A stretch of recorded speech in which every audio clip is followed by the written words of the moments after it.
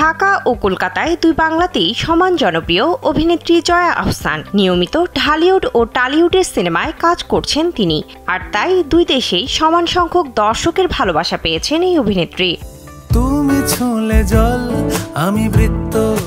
রোববার কলকাতার এক সাংস্কৃতিক অনুষ্ঠানে যোগ দেন জয়া আহসান। সেখানেই ভারতীয় গণমাধ্যমকে দেওয়া এক সাক্ষাৎকারে বাংলাদেশ নিয়ে ছড়িয়ে পড়া ভুয়া বার্তায় বিরক্তি প্রকাশ করেন তিনি।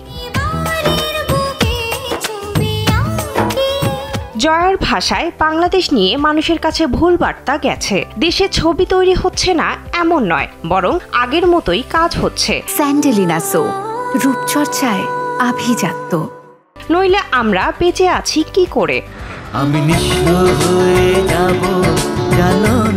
বর্তমান সময়ের বিনোদন অঙ্গন কি অনুসরণকারীদের সংখ্যার উপর নির্ভর করছে? এমন প্রশ্নে জয়া দৃঢ়ভাবে জানান, তার অভিনয়ের মান কোনোভাবেই ফলোয়ার নির্ভর নয়। তিনি বলেন, পরিচালকের চোখে আমার অভিনয়ের ভালো মন্দ নির্ধারিত হয়। কোনো অভিনেতার কাজের মাপকাঠি তার অনুসরণকারী দেখে বিচার করা উচিত নয়।